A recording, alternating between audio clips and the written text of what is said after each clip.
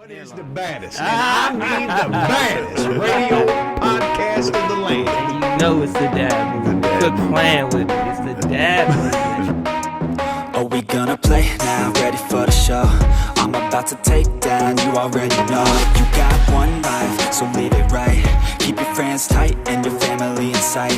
Never cease to fight for the things you think are right. Cause you just might find you control your own mind. Hey. All right. It is season number 2 of the dad movement. Season 2. Season 2, man. Time went by fast. It did. COVID happened. Yeah. COVID still happening. COVID, yeah, I'm about to say it's still happening. It's still happening. There's some, yeah. But I'm so grateful for today. This is the best way to kick off the season. Yeah. We have one of a close friend of mine who, is just brilliant. I could talk to him for hours. Always advocating for parents, always help whenever I need any assistance with fatherhood assistance and understanding the courthouse and, the legality pieces of parenting. He's always there. So I introduce the Jason Walker from Muskegon Family Court. Thank you. It's an honor to be here. Hey, feels good. And I got my bro Nate Johnson in the I'm building, here. The history maker. It's been probably over a month since I got to do the last show with you, right? Yeah, I think November? me and Andre did one, and then we did one before Christmas. Yeah. And Lucas was hitting backspace too many times and deleted the episode or the side. No, I'm just saying. He got sat in the corner for that. How you gonna forget to press the record button? Record button. I'm glad he's on the other side of the camera. You got one job right now and don't have a microphone. No, you really got 5 jobs. So I'm gonna He man. starts photoshopping you guys. Yeah, I know. You better be careful, huh? No, man. Shout out to Lucas, man. We wouldn't be here right now without That's Lucas, right. man. He holds us down. Yeah. I'm excited. So yeah, man. Let's just kick into today. I ain't gonna talk about nobody's shoes. I ain't gonna talk about my hair. As soon as I came in, Jason Walker's like, I see you got the beady beads in your head today.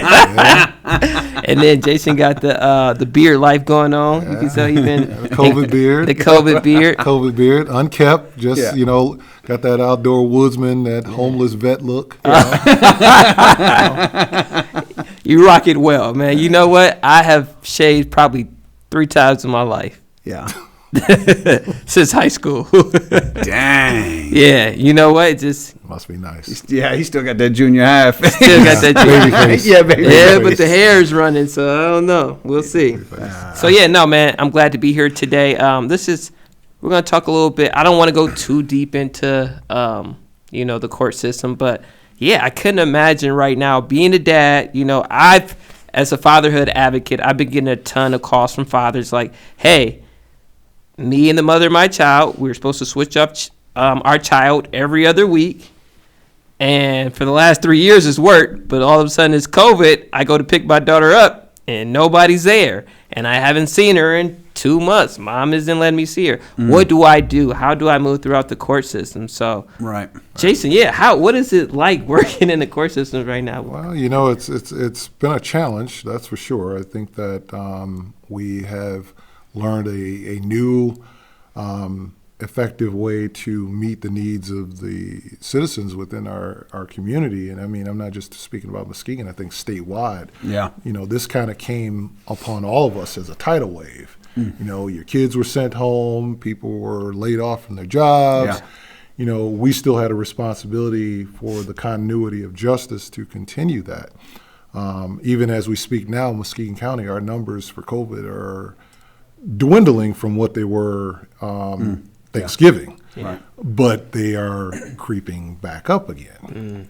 With that being said, I think what's important for people to know is that, one, even though right now the building is closed to the public, but we're still working. We're working from home. Some of us are working in the building.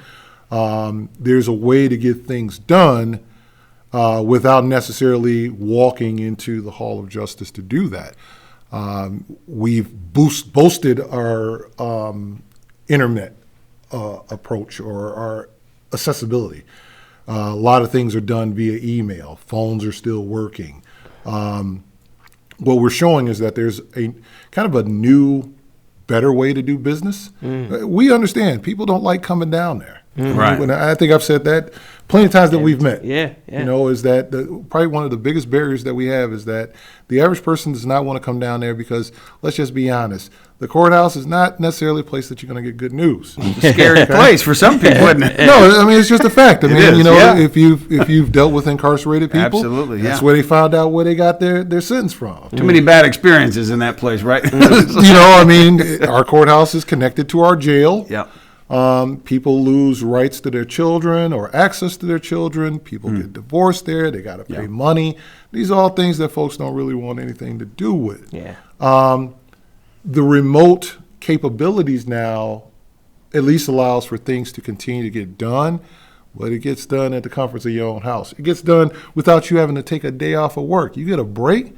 I mean, most hearings, depending on what you're going for, usually 15, 30 minutes. You can probably get that done on your break of your lunch hour, right outside in your car. Wow. Never got to leave work, take a day off for things like that, you know. So we've risen to the challenge. There's still a lot of things that, like I said, this kind of came on as a tidal wave. And, you know, you might have had sandbags up, but if the water was higher than the sandbags, you got to bail out the house, you know, with the excess water. And so there's a lot of different things that we have to address. But, you know, and as we talked prior to starting this, I hate using that term new normal. Yeah. I really dislike it. I think that everybody's in a rush to get back to what we were.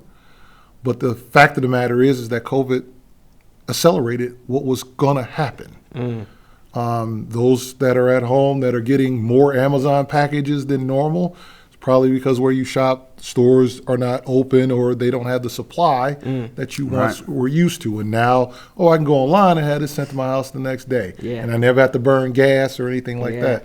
People are learning the benefits of working from home because being in a household where you can control the environment and you may not have that coworker on the other side of the cubicle that's a chatty Cathy that's disrupting you, you find out that productivity. We even talked about the fact that, in my opinion, I think we've seen the end of snow days because children have demonstrated that they can work from home. So why are we closing schools just because a bus can't make it through? All right, you just stay home, log on, and there's lessons. I never even thought about that. He's covered so many points. Trust me, I've been thinking about a lot about it. But I think it's good because we have to prepare for those things. Absolutely, Just no like doubt, how the internet and the cell phone industry has really changed our way of life. I grew up with phone books. Yeah.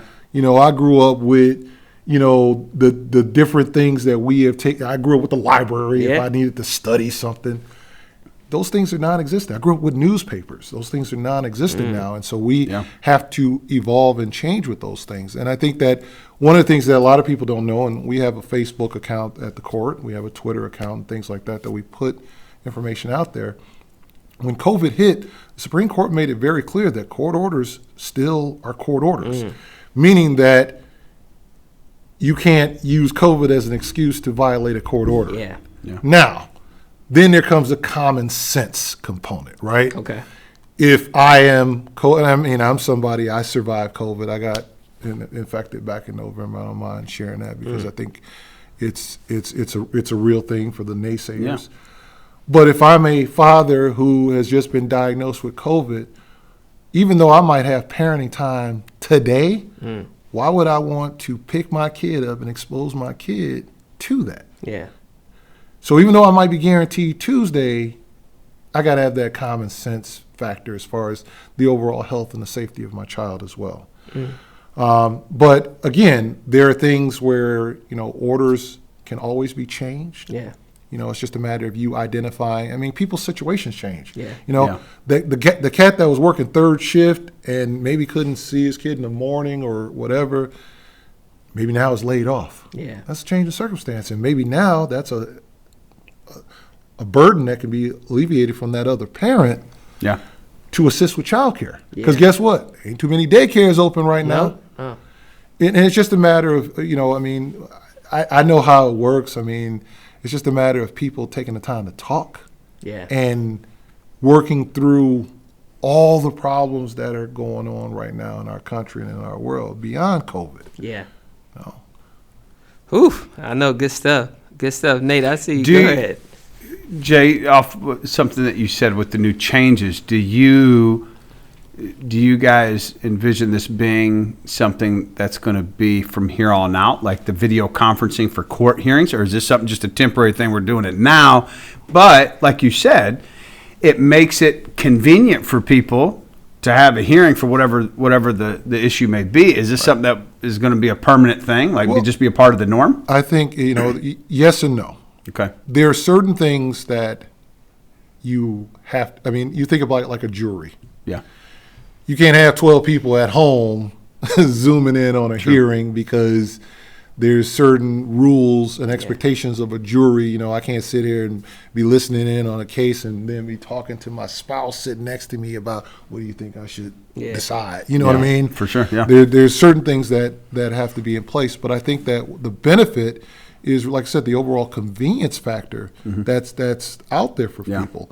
The fact that I may not have childcare. We have a lot of people that bring their kids to hearings and hearing things because they can't find childcare. Yeah. And the child is now part of a process that maybe not that child shouldn't be a part of. Definitely, yeah. Now I can just go into another room, close the door, conduct my business, and move on. Yeah. And there's been a benefit for it. I think even from an interaction level, a lot of times, if I was telling Norman earlier, if you got two married people that dislike each other, and this is our divorce day, and we're in the same room fighting over the refrigerator or, who gets the house or who gets the dog, and we can't agree, the judge makes a decision, then that spills out into the hallway. Yeah. You think about criminal matters where an entire entourage shows up in favor of the defendant or in favor of whoever was victimized. Yeah. And those two factions are in the same place at the same time. Yeah. We don't have that anymore. Yeah. Because now you can access justice from afar. Mm-hmm. And so I think that there's a benefit. And two, I think because I can do it from the comforts of my own house,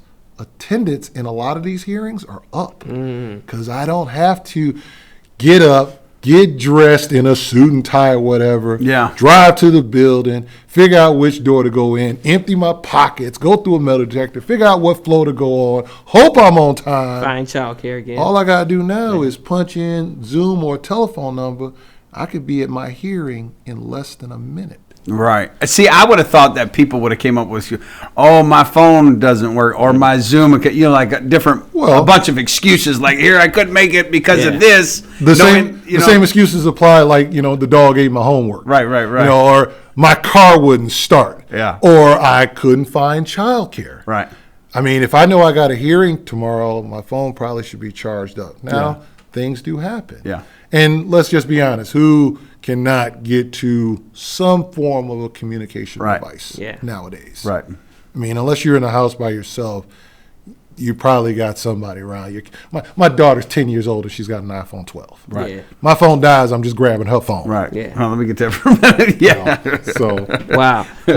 Now for those who are trying to establish parenting time or follow motion, that's just done online pretty much, right? You have access to the forms online. Okay. And one of the things that COVID and the family court that allowed us to do was how do we obtain documentation with the doors closed? Yeah.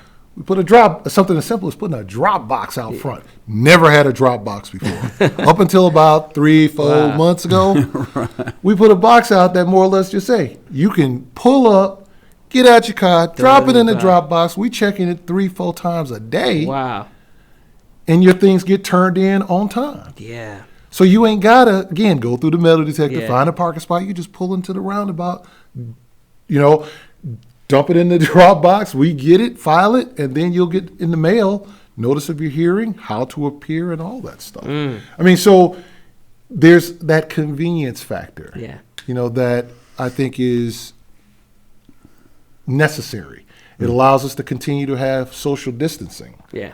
It prevents you from coming here today and having to get my temperature checked and answer all these personal questions about have I been out of the country and have I been, you know what I mean? Yeah. So we're trying to promote those types of things to make justice still accessible, but safe at the same time. Wow. My mind is blown. I do have one more question, and this is a curveball question. It's a little off topic, but I get this question a lot. It's not that big of a curveball. I see you look like, what is Norm going to ask? Well, but no. Throw it as fast as you can. It is a different question. It's going to take a switch in conversation. But could you explain here in Michigan of what happens when Joe meets Sally? We'll call them Joe and Sally. They meet at a bar or they meet at a museum. Bar, museum. But they meet somewhere. They have a baby.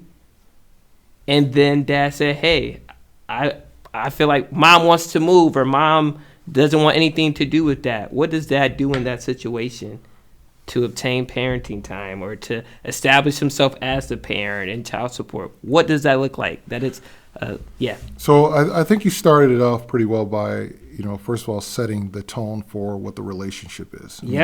Everything starts with the relationship. And the process is very different if Joe and Sally were married, because the law states that child conceived during a marriage is automatically the responsibility of the husband, whether biologically it's his or not. I didn't know. Okay, Wow. But we're talking about two people who have met. So then my question would be, did Joe sign an affidavit of parentage? That's first and foremost, because they're not married. And that's signed at the hospital or at the courthouse? It can be signed at home. Wow. Typically, yes, it's signed at the hospital. Okay. A lot of hospitals, again, we're talking pre-COVID. Okay. A lot of hospitals are distancing and limiting who can come in and all that stuff. But you can get an affidavit of parentage online. That's filed in Lansing. The affidavit of parentage is not necessarily a court document. It's a document that we use, but it's not necessarily a end-all, be-all. Okay. Because you can be an unmarried father, sign that acknowledging that you're dad, and that's all it is. It doesn't lead to a child support case. It doesn't lead to... Oh, okay. Now, there's language in there that you probably should read before you sign it. Okay. The affidavit of parentage clearly states that you waive the right to a blood test. Okay. It gives the mother initial custody until decided later by the court. Okay. Okay? So, Joe and Sally meet. They have a kid. Joe didn't sign an affidavit of parentage. In the eyes of the law, Joe is not legally dad. Joe isn't even identified because Joe has no standing. Joe didn't sign the affidavit of parentage acknowledging Joe doesn't have anything, doesn't have a court order. Now, Joe can do two things. Joe and Sally can sign that affidavit, file it in Lansing. He's legal dad. Done. Or Joe can ask us, go through the Office of Child Support, and do what they call establishing paternity. There, we will give him a test along with the child, the mother, to determine if Joe is biologically connected to that child. If Joe is, then we move toward a judgment to set up custody, parenting time. And we invite both people in. The thing that you got to understand about the judicial system is that in a perfect world, we would prefer that two people figure out what's in the best interest of their kid. I can't tell you what's in the best interest of your kid. I can sit here and say, well, your daughter deserves a new PlayStation 5. Yeah. But she might be a Nintendo kid. So I don't want that responsibility of trying to figure that out, because the person that should know the ins and outs of that child is you as the parent. Yeah. However, when two people don't get along, then it puts us in a position where we got to make decisions. Our bench has to make decisions that they feel is going to be in the best interest of that child. Okay? So Joe and Sally, because they don't get along, and I don't know their relationship, so we're just going along with the analogy. Joe asked for a paternity test. We swab them all up. Joe's dad. We move and try to figure out parenting time. And again, in a perfect world, parenting time should be, I should be able to call Sally up and say, hey, I want to hang out with my kid this weekend. Is that all right? And Sally's like, that's just great. Feel free. In the real world, it don't work that way. Yeah, sure. You know what I'm saying? So then you got to get a specific order that says, I will get the kid on Tuesdays at 6 o'clock and return him Wednesday by 6 o'clock, you know, specifically because then the court can enforce that order because the judge has said you will do parent time. And if you fail to do that, then person can file a complaint. We'll try to get to the bottom of the complaint because, you know, again, men lie, women lie. Get to the bottom of that complaint to find out if it's factual or not. Try to work out a resolution between them because, again, truthfully, you don't want it to escalate to the robe. No. Because the robe's going to make a decision that's probably not going to make somebody in that room not happy. So why not come up with your own solution? Absolutely. And if you're able to come up with your own solution, then everybody walks away feeling like they won, for a lack of a better way of describing it. You know, but again, you get folks that want their pound of flesh. And that the outcome is never good when that's your intention. Absolutely. Oh, and I even think of too, one thing that I've learned that helps within my co-parenting relationship is being able to sit down and focus on the child. You know what I mean? I think sometimes when I work with different dads, I can tell when things are going left when they're saying, well, she got this new dude, and the focus isn't on the child, right? Oh, yeah. You know, a lot of times the focus isn't on the child and what's best for the child. But another thing that has helped in our co-parenting relationship that was a game changer is not dropping off at each other's houses. We switched our drop-off to either there's a parking lot next to a police station, right? So then, you know, it takes off. You know, I see my home, you know, that's the only property that I have. Or, you know what I mean? That's, as a man, you know, I just think we can be territorial. And I just like having that as my place of peace. Same as I respect her place of peace. You know, as the mother of my child, I don't even know her exact where she lives. Now, it's not like if I asked her, she would tell me probably. But it's not even anything like that. But just to respect each other and to keep it about the child, we meet at a parking lot on 28th Street in Division. It's a Walgreens.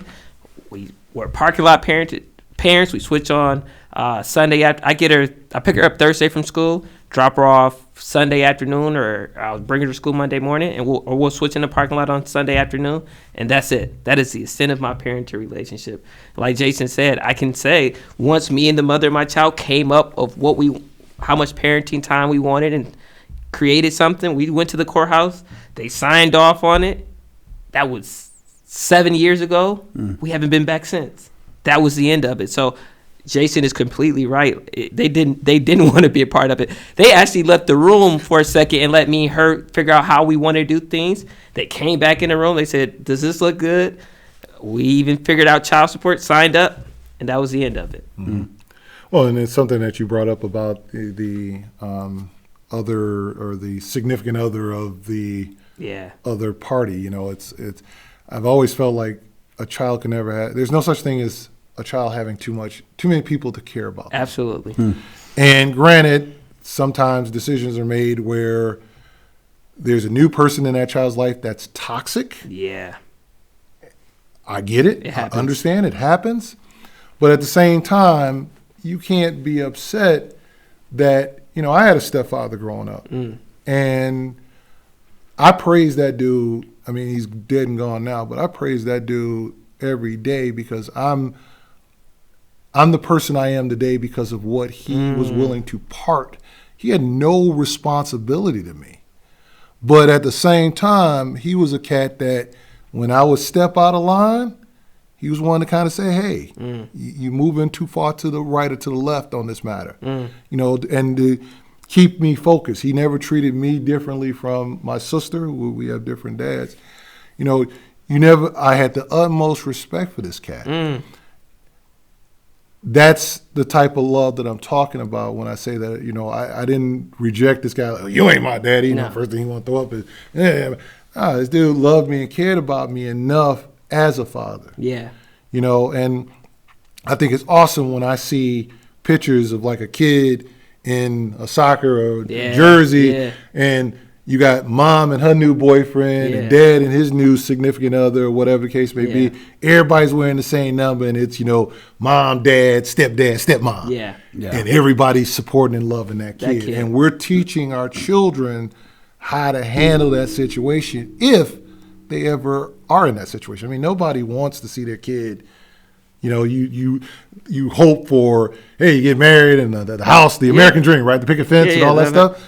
But things happen. People drift apart. Yeah. And how you respond to that, you got to keep in mind. I mean, there's a meme that I love that I keep on my phone, and it's two lions, and it says, I thought about giving up, and then I remembered who was watching. And it's the parent cub or parent lion and the cub. And I live by that because, it's like every step that I take in life, I got to remember I got a little one that's watching it and saying, oh, this is how you handle This is the blueprint. things. Yeah, this is I mean, parents that fight in the presence of their children, I mean, don't get me wrong. I think that there's a right way to fight and a wrong way to fight.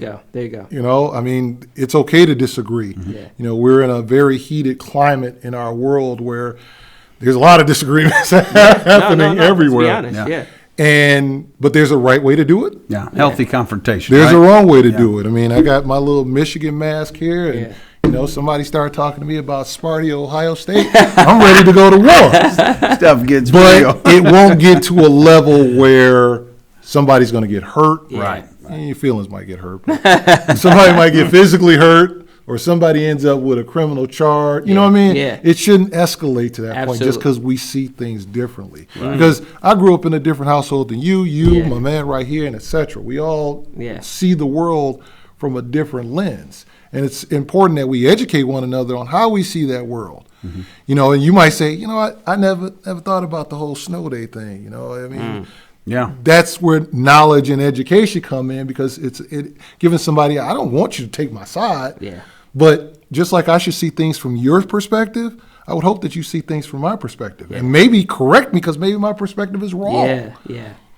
I'm a rational person to be able to adhere to that. Yeah. It's that agree to disagree element. It seems like there's a number of books that I've been reading over the whole COVID time where it's been talking about just a bunch of how things were, a lot of autobiographies and books about the country and different leaders in our country. And in a number of these books, it's discussed this. There was a time when people could agree to disagree and not do like what we've been seeing, right? Where you're not people weren't thinking about going and grabbing a gun because you didn't like what my opinion or my thoughts on something, or if I had this particular view, I wasn't labeled as this. It was like, okay, let's agree to disagree. Yeah.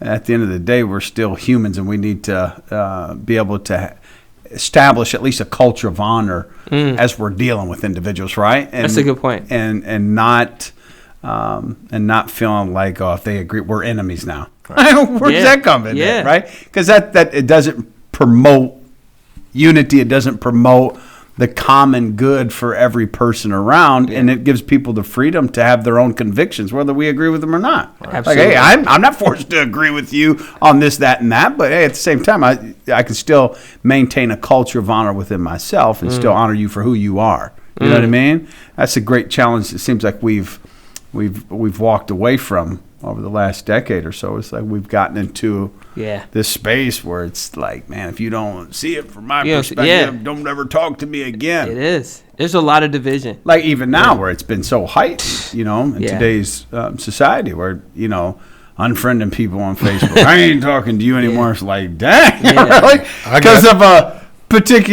Because of comments, right? Yeah. But taking it to the next level to where it becomes, where I've heard some crazy stories where it's resulted into violence. Yeah. Like, come on, man. That's next level stuff. I got unfriended because I didn't like Scribbs Pizza. Wow. Yeah, it's like, come on. You disagree. What do you mean Scribbs ain't the best pizza around? How dare you? No, it's like, I like Bernio's, How dare I? It's like Crips and Bloods around here. It is, man. Like, all right. No, man. I like that, man. This conversation was refreshing, man. Jason Walker, I really can listen to you all day. I mean, you just, I think the way you break things down and your analogies and your understanding, and I think you really take your time to educate yourself on things like that. You're a very educated person. So I'm just grateful to have you here today. I hope that today's session really helps someone. It helps me, man. I get to learn this stuff and then pass it to other fathers. Yeah. I'll probably end up still calling Jason on Thursday. Like, hold on, wait, what did you say? The thing I can commend you on, though, is that and again, this is kind of a lost art, kind of tying in with what Nate was saying, is that it's a lost art to say I don't know. Yeah. You know, you have so many people that are trying to figure things out for themselves, and I commend you for doing it, but I think it leads you down a path of misinformation. Okay? I mean, the times that you've called me and said, hey, I got this situation, it's you humbling yourself to say, I don't know the answer. And I can't sit here and say that I know every answer, because I don't. But yeah, I will take the time to research and to find out what the answer is to better serve the people that I serve or the questions that I get. I would try to encourage all your listeners to ask questions. Yeah. Say that you don't know or you don't understand. I mean, no matter who, whether it's the schools that your children attend to, whether it's the court. I mean, I can't tell you how many times people have gone in front of a judge at sentencing. And the judges more or less accepted their plea, or they were found guilty, and they rattled through the sentence and all that stuff. And they always ask the question, do you understand what was just presented to you? And people will sit there in court and go, yeah. And then they get out in the hallway with their attorney and be like, what just happened? I got a question for you. What just happened? And it's like you had an opportunity to say, what you mean 10 to 15 years? Like, 10 to 15 years, is it 10 or 15? You know, what does that mean if I don't understand what it means? You have an opportunity to ask that question. And I think that a lot of times people just assume, or they take information in from individuals. You know, one of the things that we put out on our Facebook is that, you know, we're not collecting. The Congress decided that this round of stimulus is not going to be applied to child support. It happened last year. It happened to me last year. It happened last year, but this year it's not. And so, of course, we're going to get a lot of angry people that are expecting to receive it. Well, why did you people do? Stop. The first line of that sentence said, Congress decided. I'm not Congress. You know, the judges are not Congress. If you got a problem with this, talk to the people who decide and make the law. But they'll talk to their partner, and their partner be like, yeah, man, they took my stimmy. No, we didn't. No, we didn't. Last year we took your stimmy. This year we did. Ask questions. Don't be afraid to ask questions. Don't be afraid to reach out. I mean, despite what people think, that, you know, we truly are there to help.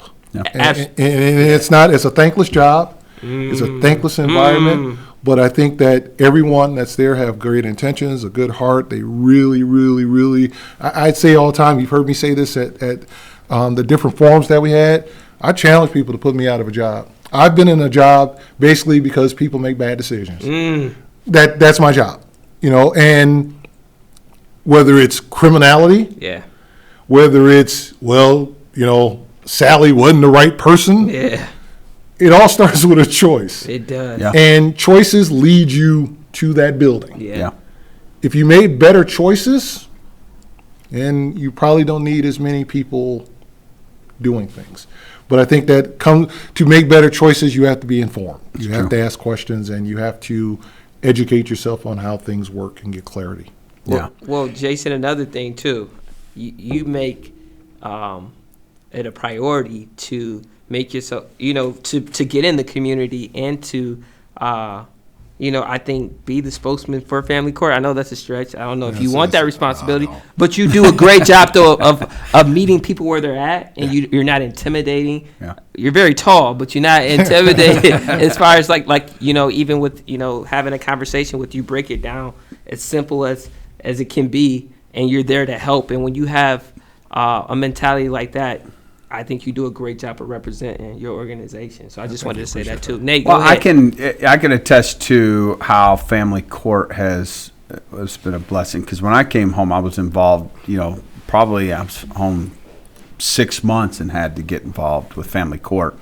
And when I came home, we would meet down at the Restorative Mediation Services. You remember? Yes. It was a program. Was there a name for that? It was probably the Michigan Prison Reentry Initiative.